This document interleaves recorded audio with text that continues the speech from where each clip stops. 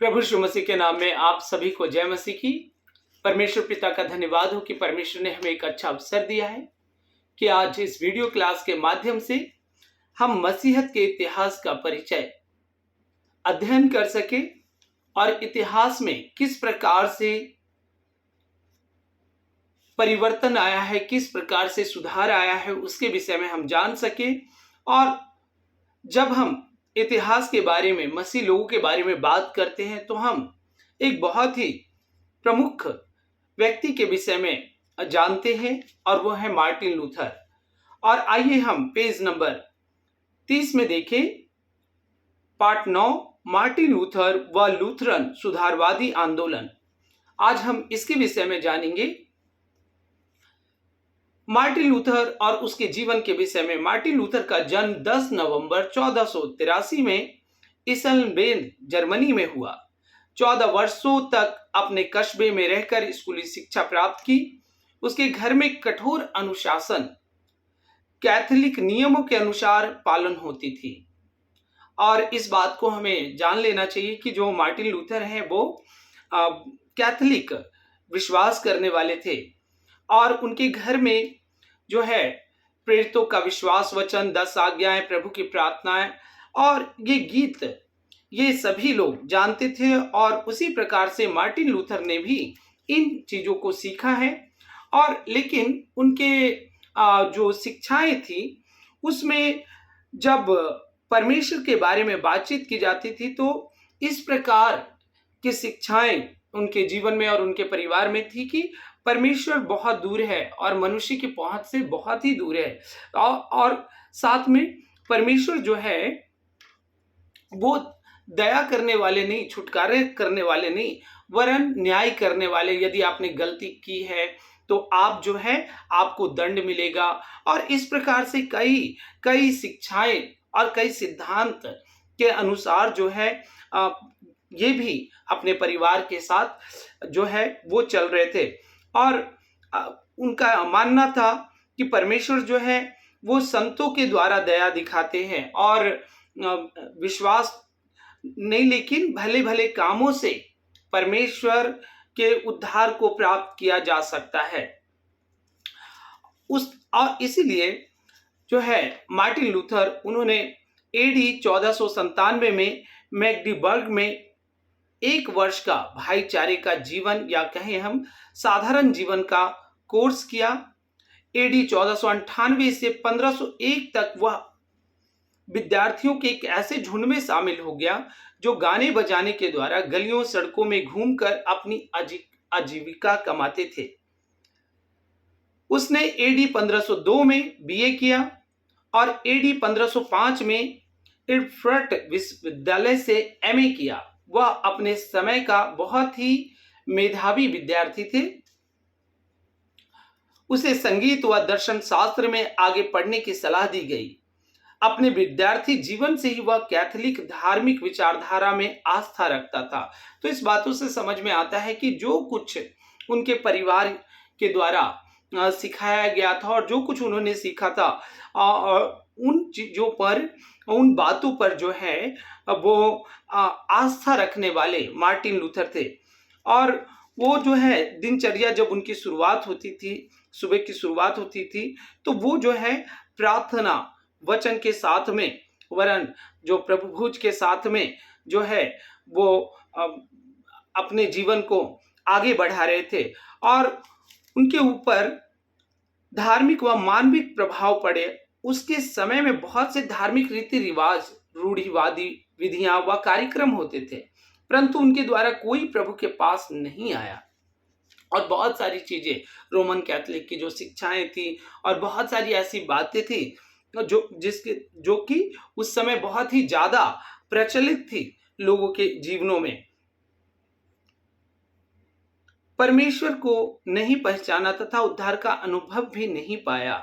और लोग जो है बहुत सारी ऐसी चीजें होने के बावजूद भी लोग जो है प्रभु के पास नहीं आ पा रहे थे और लोग जो है परमेश्वर को पहचान नहीं पा रहे थे, उद्धार का अनुभव नहीं कर पा रहे थे। एडी 1505 में इर्फुट में उसने कानून की शिक्षा ली। यहाँ उसके अंदर धार्मिकता की खोज की लालसा व परमेश्वर के साथ मेल मिलाप की इच्छा जागृत हुई। एडी 1505 में वह एक भयंकर तूफान से घिर गया।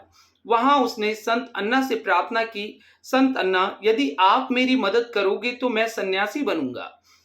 उसी वर्ष 6 जुलाई 1505 को उसने अगस्तिन मठ इरफुट में सन्यासी होने का दाखिला ले लिया। लूथर एक सन्यासी बन गया और दुनिया के लिए पूरी तरह मर चुका। वह उस मठ में 3 वर्ष तक रहा तथा उसे पहली बार दिव्य किरणों का आभास हुआ। तो इस बात से हमें समझ आता है कि मार्टिन लूथर जो है एक आध्यात्मिक व्यक्ति है और उनके अंदर ये एक खोज परमेश्वर के प्रति एक लालसा जो है शुरू से रही है और इसीलिए उन्होंने जो है अपना जीवन जो है सौंप दिया और वो सन्यासी बन गए। और ये बातें दिखाती हैं कि वो किस प्रकार से जो है परमेश्वर की खोज में शुरू से ही रहे हैं। और उसके बाद आगे हम देखते हैं दूसरा, मठ में लूथर का धार्मिक संघर्ष। उसके धार्मिक संघर्ष में 5 मुख्य बातें थी। पहली बात है, वह मठ में इसीलिए गया था कि उसे दिव्य स्वीकृति मिले तथा परमेश्वर को प्रसन्न करे। दूसरी बात, इसने उसे पाप की ओर धकेला। उसके लिए परमेश्वर और मनुष्य के प्रति प्रेम की कमी पाप था। उसने खोज लिया था कि हमारे भले काम मैले चिथड़ों के समान है। तो दूसरी बात है, भले कामों के द्वारा। पहली बात तो वो जो है परमेश्वर को प्रसन्न करने के लिए। दूसरी बात है कि हमारे भले काम जो है मैले चिथड़ों के समान है, यानी इसके द्वारा उद्धार नहीं हो सकता। और तीसरी बात, उसने देखा कि वह ओकुम और गैब्रिएल विलविच का धर्म सिद्धांत पूरा नहीं कर सकते कि तुम्हें पहले भले काम करने होंगे, तभी परमेश्वर बाद में तुम पर अनुग्रह करेंगे। तो इस सत्य को उन्होंने खोज निकाला कि जो है हम कितना भी धर्म के काम कर ले, लेकिन जो सिद्धांत आ रहे वो सिद्धांत ऐसे थे कि पहले आप जो है धर्म के काम करें तो उसके द्वारा आपको परमेश्वर का अनुग्रह मिलेगा। तीसरी बात, वो उन्होंने उसके बारे में जो है ढूंढा है। चौथी बात, वह इस विचारधारा के निष्कर्ष पर पहुंचा कि भले काम करने की शर्तों को पूरा करना मुश्किल है, ये मुश्किल है, किया नहीं जा सकता है, और इस बात को उन्होंने जान लिया। पांचवी बात, उसके पश्चात वे सिद्धांतों के निष्कर्ष पर पहुंचे। मैं पापों की क्षमा पर विश्वास करता हूं। तो देखिए वो जो है इस बात को वो निष्कर्ष पर पहुंचे, सिद्धांत क्या है, कैसे जो है मनुष्य उद्धार पा सकता है, और उसके लिए कि मैं पापों की क्षमा पर विश्वास करता हूं। और जॉन स्टेपिट्ज ने इससे बाइबल पढ़ने को प्रोत्साहित किया और उसका ध्यान व्यवस्था के कामों से हटकर उद्धारकर्ता यीशु मसीह के कार्यों की ओर मुड़ा। उसने अगस्टिन की शिक्षाओं को पढ़ना शुरू किया। बाइबल की शिक्षा का मुख्य बिंदु रोमियो 1:17 धर्मी विश्वास से जीवित रहेगा। और जबकि देखिए वो इस चीज पर कि धर्मी जो है विश्वास से जीवित रहेगा, वो देख रहा था कि इन चीजों में तो नहीं मिल रहा है, क्योंकि लोग जो है कर्मों पे विश्वास कर रहे हैं, कार्यों पे विश्वास कर रहे हैं, लेकिन वचन कहता है कि धर्मी विश्वास से जीवित रहेगा। और इसके बारे में और आगे चलते हुए उन्होंने जो है कई जगहों पर उन्होंने पढ़ाया है, उसके बाद डॉक्टरेट की पढ़ाई की है, और साथ में कई जगहों पर वो जो है इस शिक्षा के उद्देश्य को ढूंढ रहे हैं, उद्धार के उद्देश्य को ढूंढ रहे हैं। और इसीलिए जो हम जानते हैं कि उन्होंने अलग अलग, जैसे कि अगर हम देखें तो रोमियो के पत्री के विषय में शिक्षा दिया है, भजन संहिता के विषय में शिक्षा दिया है, गलातियों की पत्री के विषय में शिक्षा दिया और इब्रानियों की पत्री में शिक्षा दिया। और एडी 1512 में उसने धर्मी जन विश्वास से जीवित रहेगा नामक सिद्धांत की खोज की। तो देखिए इन चीजों को 1512 में जो है उन्होंने खोज किया। धार्मिकता परमेश्वर के द्वारा मसीह यीशु में हमें प्रदान की जाती है, जिसे हम विश्वास से प्राप्त करते हैं। तो एक सही उपदेश, हम कहें सही उपदेश और सही वचन को मार्टिन लूथर ने खोज लिया है कि जो है विश्वास करने के द्वारा, हाँ, धार्मिकता जो है हमें प्राप्त होती है। और इस प्रकार से ये 5 बातें मार्टिन लूथर ने इन चीज़ों को जो है जान लिया है और इसके अनुसार वो और भी लोगों के बीच में इन बातों को बताने लगे हैं, प्रकट करने लगे हैं। आइए हम आगे चलें और हम देखेंगे तीसरे में मार्टिन लूथर का धार्मिक दृढ़ विश्वास। पहली बात, मनुष्य मसीह यीशु में विश्वास से धर्मी ठहरता है, ना कि भले कामों से। जबकि कैथोलिक चर्च के अनुसार धार्मिकता एक धीमी प्रक्रिया है जिसकी शर्तें विश्वास और भले कार्य हैं। दूसरी बात, प्रत्येक मसीही परमेश्वर से सीधे संपर्क कर सकता है, जबकि रोमन कैथोलिक विश्वास के अनुसार एक व्यक्ति को परमेश्वर तक पहुंचने के लिए जो है उनके अगुवों का सहारा लेना पड़ता है और उनके बगैर वो मसीह तक नहीं पहुंच सकते। मसीह यीशु के द्वारा परमेश्वर से मिलन व पाप क्षमा पुरोहितों की मध्यस्थता पर निर्भर था, कैथोलिक विचारधारा के अनुसार। परंतु यहाँ केवल यीशु मसीह पर विश्वास के द्वारा ही परमेश्वर और मनुष्य के बीच केवल यीशु मसीह की मध्यस्थता है। तो इन बातों को देखिए मार्टिन लूथर ने जो है इस बात को बताया है और प्रकट किया है। फिर आगे हम देखते हैं, परमेश्वर और मनुष्य के बीच केवल यीशु मसीह ही मध्यस्थ है। तीसरी बात, विश्वास व जीवन हेतु बाइबल ही संपूर्ण सर्वोच्च अधिकार है। वचन के आधार पर यदि कोई विधि नियम है उसका मूल्य है। तो देखिए, किसी के कहने के द्वारा नहीं, इसीलिए मार्टिन लूथर ने इस पॉइंट को रखा कि विश्वास व जीवन हेतु बाइबल ही संपूर्ण सर्वोच्च अधिकार है। तो जो कुछ है वचन के आधार पर यदि कोई विधि नियम है उसका मूल्य है, और यदि किसी के कहने से है, लोगों के बताने से तो नहीं, वचन के अनुसार अगर है तो उसका मूल्य है। और हमें भी इसी प्रकार से वचन के आधार, आज हम देखें तो जो मसीह कलीसियाएं हैं आज जो है वो इसी वचन को ही आधार मानकर और जो है वो आगे चल रही है। चौथी बात, परमेश्वर की संपूर्णता, शक्ति व उपस्थिति पूर्ण रूप में पवित्र आत्मा में है। बाइबल मानव ज्ञान के द्वारा नहीं समझा जा सकता, परंतु पवित्र आत्मा की सामर्थ्य व सहायता से ही समझा जा सकता है। तो इस बात को बड़ी दृढ़ता के साथ मार्टिन लूथर ने जो है बताया है। पांचवी बात हम देखते, परमेश्वर का गुण प्रेम है, धर्म का आधार कानून नहीं परंतु परमेश्वर का वरदान अनुग्रह। परमेश्वर का पापी से प्रेम अनुग्रह सबके लिए मुफ्त में विश्वास से प्राप्त किया जा सकता है। इफिसियों 2 अध्याय 8 से 9 तक आप इसे पढ़ लीजिएगा। और कहने का मतलब परमेश्वर के गुण के बारे में जो है मार्टिन लूथर ने बहुत ही स्पष्टता से इस बात को बताया। बहुत सारे लोग जो है उनका विरोध कर रहे थे, क्योंकि पहले जो सिद्धांत और शिक्षाएं लोग दे रहे थे वो अलग प्रकार के, लेकिन मार्टिन लूथर ने इन बातों को बताया है कि परमेश्वर का वरदान अनुग्रह, परमेश्वर का पापी से प्रेम अनुग्रह सबके लिए मुफ्त में विश्वास से प्राप्त किया जा सकता है।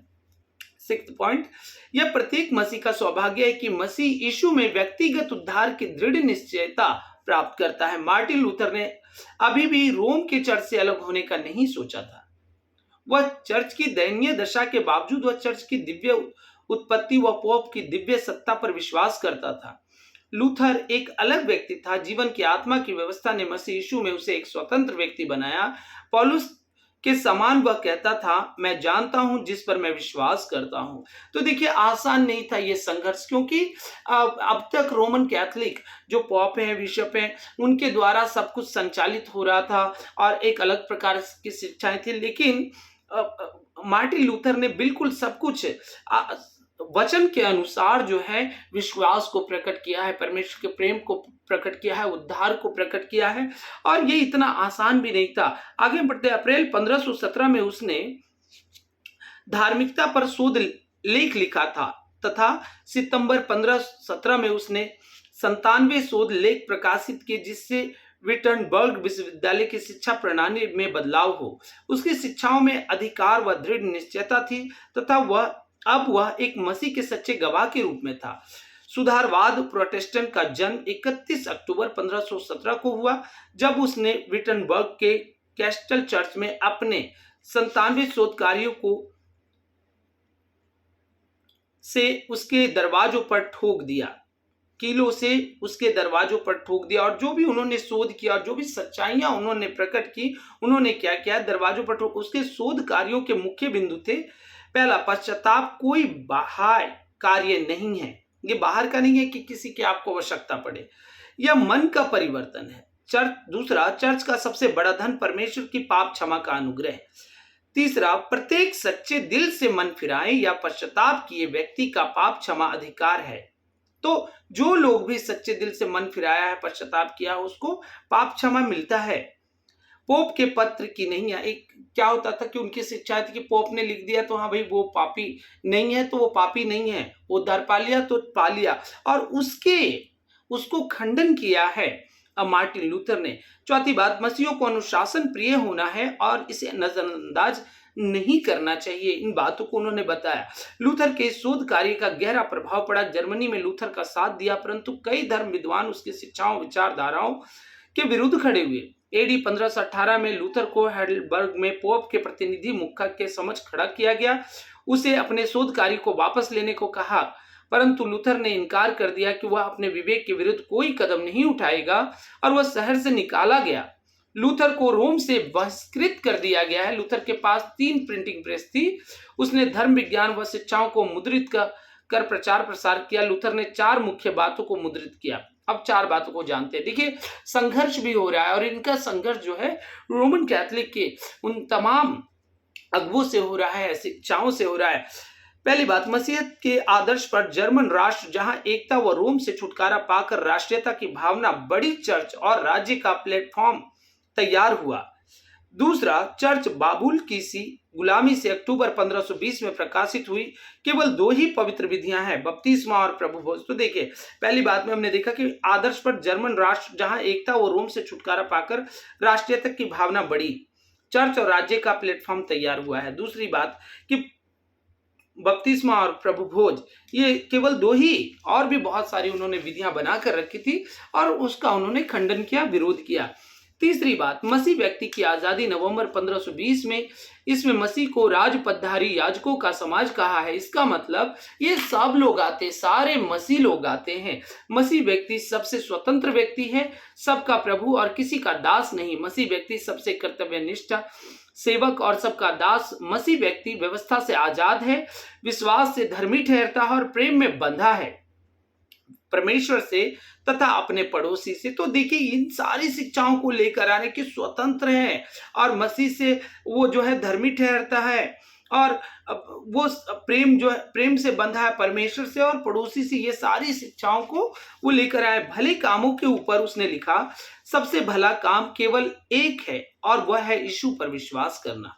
उसके बाद व्यापार व अन्य भले कार्य। तो बहुत सारे लोग बोलते थे ये भी काम अच्छा है, वो भी काम अच्छा है, कर्मों के। इसीलिए आप देखेंगे रोमन कैथोलिक कर्मों के ऊपर बहुत भरोसा रखते हैं और बहुत सारे सोशल वर्क। ऐसा नहीं है कि वो खराब है, लेकिन केवल उसी को आधार मानना, उद्धार का कारण मान लेना, ये बिल्कुल गलत है। उसके बाद व्यापार व अन्य भले कार्य। 15 जून 1520 में पोप ने लूथर के मुद्रित कार्यों के आलोचनाएं दोषी ठहराकर खंडन किया और उसके मुद्रित कार्यों को जला दिया गया। देखिए, जो भी उन्होंने छापा था, जो भी उन्होंने तैयार किया था, उसको जला दिया। 3 जनवरी 1521 को लूथर को धमकी दिया कि 60 दिन में अपने पछतावे को प्रस्तुत करे। लूथर को चर्च से बहिष्कृत निकाल दिया गया। लूथर ने 10 सितंबर 1520 को पोप बुल के आज्ञा पत्र को खुले आम जलाया। कुछ स्थानों पर लूथर के कार्य को जलाया गया, परंतु कई स्थानों पर उसका स्वागत, सहयोग किया गया। अब जर्मनी में चर्च पूरी तरह पोप के विरुद्ध विद्रोह के रूप में खड़ा हो गया। 28 जनवरी 1521 को नया सम्राट फ्रेडरिक शासन में आया तथा उसने लूथर की बातों को बुद्धिमान न्यायविधि सभासदों के समक्ष प्रस्तुत करने को कहा। लूथर को धमकियां दी गई, तुम्हारे पहले जिन्होंने भी सुधारवादी आंदोलन की आवाज उठाई उनका क्या हश्र हुआ। देखिए कितनी धमकियां मिल रही हैं। जॉन हर्ष का क्या हुआ, हर्ष हुआ। लूथर ने कहा जॉन हर्ष को जला दिया गया, परंतु सत्य को नहीं। 16 अप्रैल 1521 को राजा व सभासदों के समक्ष खड़ा किया गया, उसे प्रश्न के उत्तर देने को कहा। लूथर ने 24 घंटे का समय मांगा तथा 18 अप्रैल 1521 उसने अपने समय के सबसे शक्तिशाली राजा व सभासदों का सम्मान किया तथा उसने बहुत ही प्रभावशाली संतोषप्रद जवाब दिए तथा उसने अंतिम निर्णय अपने विवेक को दे दिया। पोप ने 26 मई 1521 को लूथर को बहिष्कृत कर सरकार के सामने समर्पित होने को कहा तथा यह आदेश निकाला कि कोई भी लूथर को शरण ना दे व ना ही उसके लिखे साहित्यों को पढ़े।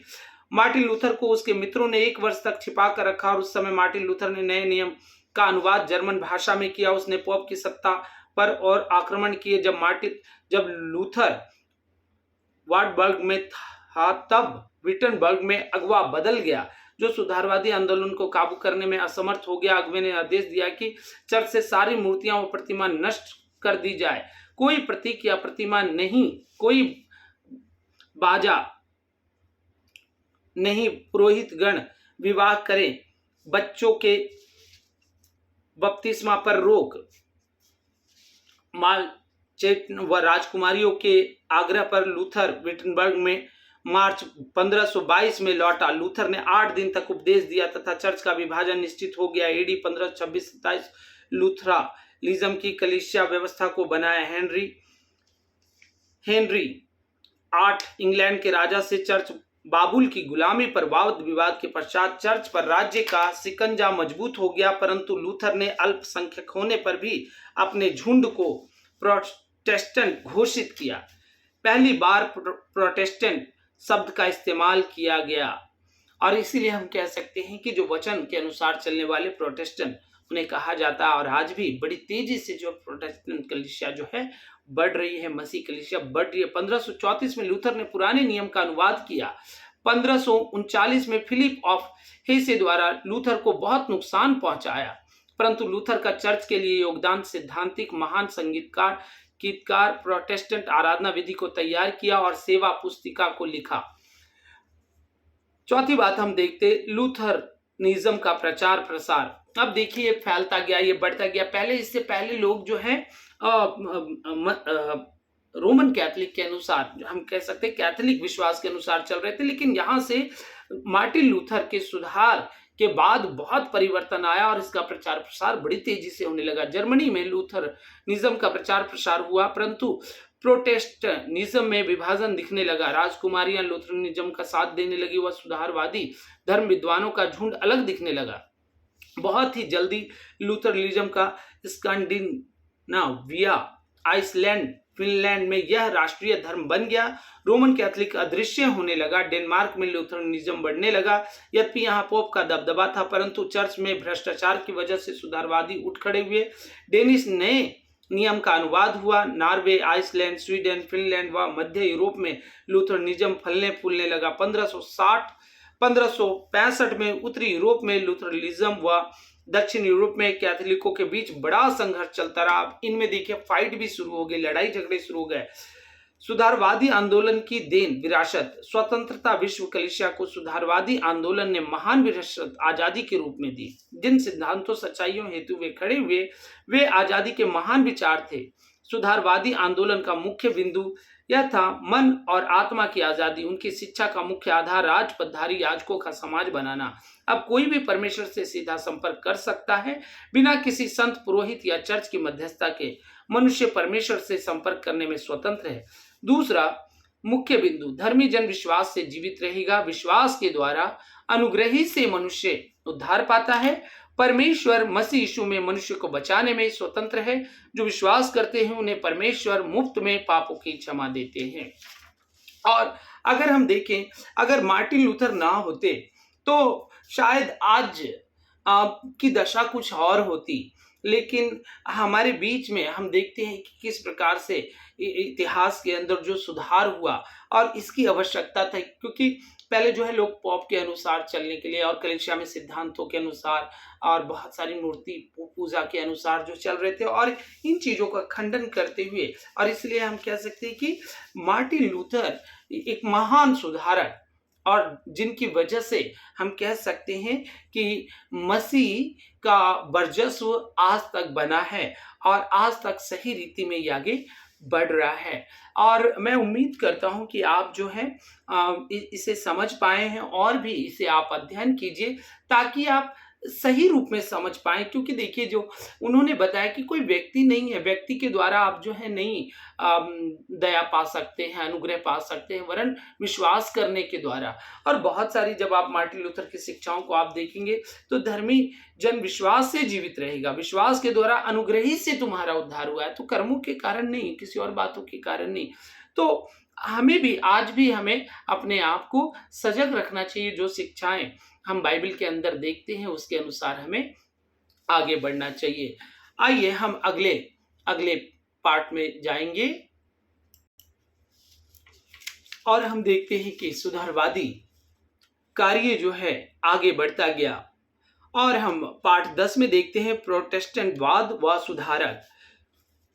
स्विट्जरलैंड में रोमी साम्राज्य था, परंतु उनका अपना झुंड था जिस पर लिखा था एक सबके लिए सब एक के लिए। एडी 1415 में पोप की प्रभुसत्ता को उखाड़ फेंकने का फैसला किया।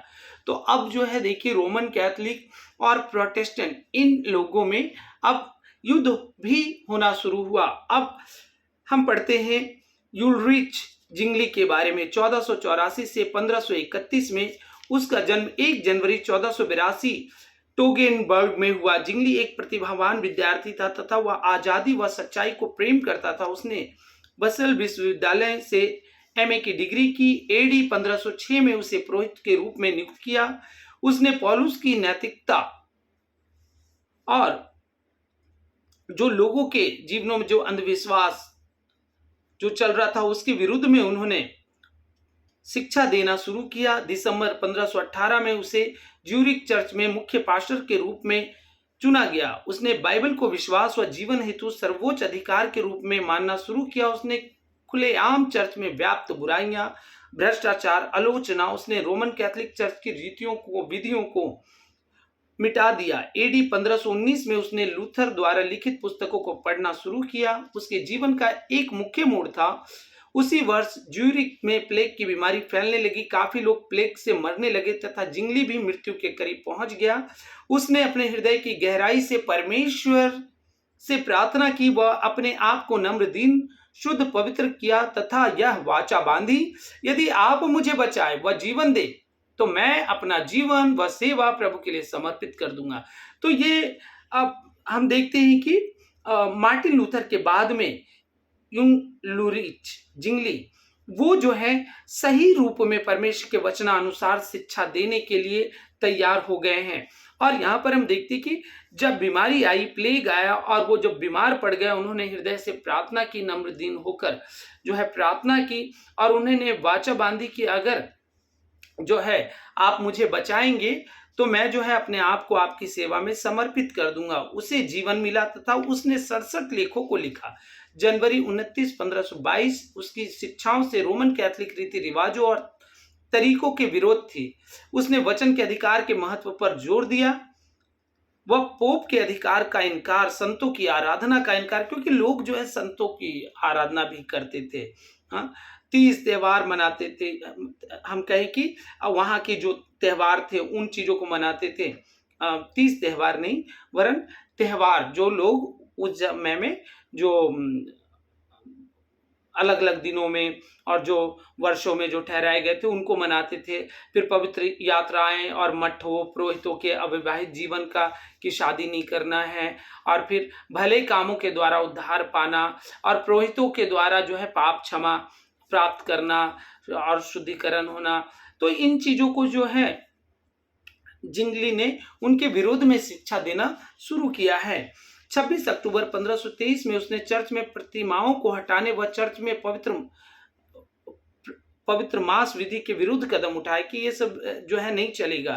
13 अप्रैल 1525 को पहली प्रोटेस्टेंट प्रभुभोज की विधि ग्रेट मिनिस्टर चर्च में संपन्न हुई। इसने क्रांतिकारी कदम उठाते हुए रोमन चर्च से नाता तोड़ लिया तथा पोप, बिशप व एपिस्कोपल हम कहें कैथोलिक रिवाज को नष्ट कर दिया। उसने निर्माण कार्य शुरू किया तथा उसने सच्चा व आजाद धर्म नाम बाइबल श्रृंखला को लिखा। उसने शिक्षाओं को प्रोत्साहित किया, लड़के व लड़कियों की शिक्षा पर जोर दिया। उसने बाइबल को स्थानीय भाषा में अनुवाद किया।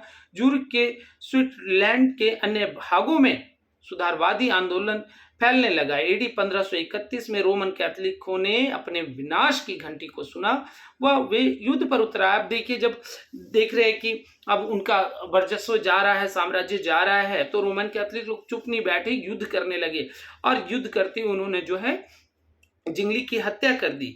प्रोटेस्टेंट व कैथोलिकों में शांति की सहमति बनी कि लोग स्वयं चुनाव कर निर्णय करें। अब दोनों में लड़ाई हो गई, क्योंकि लोगों की जो लड़ाई थी वो सिद्धांतों की लड़ाई, सुधार की लड़ाई, और इसीलिए लोगों में एक सहमति बनी कि ठीक है, अब जो है लोग खुद चुनाव करें कि सही क्या है और गलत क्या है। तो जिनेवा में काफी परिवर्तन आए तथा सुधारवादी आंदोलन ने जिनेवा में भी कैथोलिक प्रथाओं का अंत व प्रोटेस्टेंट का उदय हो रहा था तथा यहाँ एक मजबूत अगुवे की जरूरत थी। अब हम जॉन कैल्विन के बारे में हम पढ़ लेते हैं।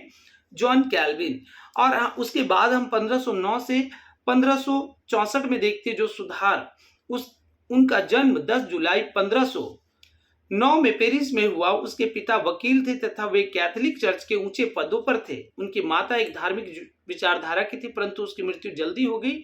बच्चों की शिक्षा हेतु अन्यत्र भेज दिया गया। पिता उन्हें संभालने में असमर्थ थे।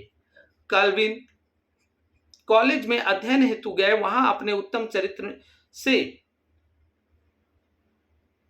जाने जाते थे। वे शारीरिक रीति से डरपोक किस्म का था, परंतु वह दोस्ती को जीवन पर्यंत निभाने वाला व्यक्ति था। वह एक अच्छा संस्था प्रबंध, पुराने नियम के नियमदाता के समान तथा अजय शासक के समान था। उसके पिता उसे पुरोहित बनाना चाहते थे, इसीलिए उसे 15 वर्ष की उम्र से ही बाइबल ट्रेनिंग में भेज दिया। 1528 में वह ग्रेजुएट हुए, परंतु अचानक पिता का मन बदला। वह उसे कानून की शिक्षा हेतु ऑरलैंड विश्वविद्यालय भेजा, जहां उसने बड़ी सफलता पाई। 26 मई 1531 में उसके पिता का निधन हुआ। अब जॉन स्वतंत्र था। अब उसका परिवर्तन के बारे में हम जान लेते हैं। एडी 1533 में उसके जीवन में परिवर्तन आया। उसने अपने स्वयं के शब्दों में लिखा कि वह स्वयं कितना पापों व शर्म से, भयानक बुराइयों से घिरा हुआ था, परंतु आंसुओं से भरी प्रार्थना एवं निवेदन ने पुराने जीवन को अलविदा कर प्रभु की ज्योति व प्रकाश मेरी आत्मा में जल गया है। उसने परमेश्वर की दिव्य इच्छा को माना, परमेश्वर ने उसे आज्ञाकारी बना दिया। उसका जीवन परिवर्तन मार्टिन लूथर व संत पौलुस के परिवर्तन जैसा था। उसने अपना पूरा जीवन सुसमाचार सेवा हेतु समर्पित कर दिया। वह पेरिस में एक छोटे से प्रोटेस्टेंट झुंड के साथ जुड़ गया तथा वह जल्द उनका अगवा बन गया। कैल्विन व को दोनों मित्रों को मिलने से प्रोटेस्टेंटवाद को काफी बल मिला। वह उन्हें 1534 में गिरफ्तारी का प्रयास किया, परंतु वे शहर से भागने में कामयाब रहे। 1536 में वे बेसेल में आया तथा उसने एक प्रसिद्ध पुस्तक लिखी, मसीह धर्म संस्था। कैल्विन जेनेवा में गया तथा उसने बाइबल शिक्षा सबको मिले इसके लिए संदेशों व मसीह साहित्य को आम जनता को उपलब्ध कराने में सहायता की। पोप की सत्ता के साथ टकराव हुआ। कैल्विन की मुलाकात कई विचारधारा के लोगों के साथ हुआ, जिसमें ज्ञानवादी, मानवतावादी, लूथरनवादी, जिंगलीवादी और क्रांतिकारी। उसका उद्देश्य कैसे चर्च संस्था की स्थापना करना था, जो प्रत्येक चर्च सदस्य को पवित्र जीवन जीने में मदद कर सके। वह बहुत ही व्यस्त व तेज दिमाग का व्यक्ति था। वह धर्म विज्ञान को पढ़ता था, साथ ही वह उपदेश देता था। कलीसिया कार्य पत्ति में कैल्विन ने 4 मुख्य पदों या कार्यों का वर्णन किया है। अब 4 बातें। पहला, पास्टर के बारे में, डीकन के बारे में, शिक्षक और प्राचीन के बारे में। पास्टर का कार्य प्रति सप्ताह चर्च में आत्मिक बातों पर मार्गदर्शन देंगे और बाइबल की विवेचना या शिक्षाएं देना। डीकन का कार्य गरीब व जरूरतमंदों की देखभाल करना, अस्पताल आदि संस्थाओं में प्रबंध या सहायक के रूप में मदद करना। शिक्षक शिक्षा के तंत्र में मार्गदर्शन करते हैं, शहरों में, हर जगहों में। प्राचीन लोग शहर के अगुवों के द्वारा चुने जाते हैं। ये साधारण लोग हैं जो कलीसिया प्रबंध व अनुशासन में सहायता करते हैं। 1558 में कैल्विन ने जिनेवा में एक एकेडमी की स्थापना की, जो बाद में जिनेवा का विश्वविद्यालय बना, जहां जितने भी सुधारवादी प्रोटेस्टेंट आंदोलन से जुड़े यूरोप के अगुवों को प्रशिक्षण दिया जाता था। एडी 1564 में कैल्विन की मृत्यु हुई और थियोडोरा डोरवेजा अगुवा बना। कैल्विन ने कहा था कि उसकी कब्र को गुप्त रखा जाए, सो उसकी कब्र का पता नहीं है। सेकेंड, अब शिक्षाओं को हम देखते हैं। जॉन कैल्विन ने जो शिक्षाएं दी हैं उनके बारे में हम देखते हैं। परमेश्वर समस्त सृष्टि के ऊपर सर्वज्ञानी, सर्वव्यापी, सर्वसामर्थी है। परमेश्वर वचन के द्वारा अपने आप को प्रकट करते हैं और सर्वोच्च अधिकार धर्म में है। वचन की व्याख्या पवित्र आत्मा के द्वारा है। परमेश्वर की इच्छा के अनुसार कार्य करना मनुष्य का सर्वोच्च कर्तव्य है। मनुष्य को परमेश्वर की आज्ञा मानना है। चुनाव या अंतिम गंतव्य स्थान केवल वही बचाए जाएंगे जो परमेश्वर के द्वारा चुने गए। परमेश्वर के अनुग्रह के द्वारा संत जो बचाए जाते हैं अनंत काल तक के लिए हैं। जो चुने जाते हैं वे यीशु मसीह में विश्वास के द्वारा धर्मी ठहरते हैं। केवल दो ही पवित्र विधियां हैं, प्रभु भोज व बपतिस्मा। ये परमेश्वर के द्वारा ठहराए हैं। 3 संस्थाओं को परमेश्वर ने मसीह जीवन के संचालन हेतु ठहराया है। उसमें 3 बातें आती हैं, चर्च, संस्कार, पवित्र विधियां। संस्कार मतलब पवित्र विधियां। तीसरा राज्य, प्रोटेस्टेंट विश्वास का विस्तार। अब देखिए 16वीं सदी में इसका बहुत जबरदस्त विस्तार होता है। प्रारंभ में 16वीं सदी के प्रारंभ में सुधारवादी आंदोलन में प्रोटेस्टेंट विश्वास की जड़ें France, Holland, Belgium, Germany, Scotland में गहरी पैठ गई। कई सरकारों ने, जैसे स्कॉटलैंड ने, प्रोटेस्टेंट विश्वास को राज्य धर्म विश्वास घोषित किया। इंग्लैंड में महारानी एलिजाबेथ ने प्रोटेस्टेंट विश्वास को स्वीकार कर अलग से चर्च ऑफ इंग्लैंड की स्थापना की। इंग्लैंड में हेनरी 8 शासक था तथा वहां पर जॉन विक्लिफ की सुधारवादी आंदोलन की शिक्षाओं का गहरा प्रभाव पड़ा। जर्मनी में लूथर के आंदोलन का भी विक्लिफ के शिष्य बाइबल पर जोर व व्यक्तिगत न्याय की शिक्षा का प्रचार कर रहे थे तथा 500 शिष्यों को गिरफ्तार किया। लंदन के बिशप ने व इसका इंग्लैंड पर सुधारवादी आंदोलन का गहरा प्रभाव पड़ा। यह समय इंग्लैंड में धार्मिक जागरण का था। हर वर्गों के लोग चर्च की बुराइयों के विरुद्ध उठ खड़े हुए थे। वे चर्च में सुधार के बड़े उत्सुक थे। इंग्लैंड में लोग पोप की सत्ता व चर्च से गंदगी को साफ करने के उत्सुक थे। लूथर की शिक्षाओं का प्रभाव कॉलेजों, विश्वविद्यालयों को, विद्यार्थियों,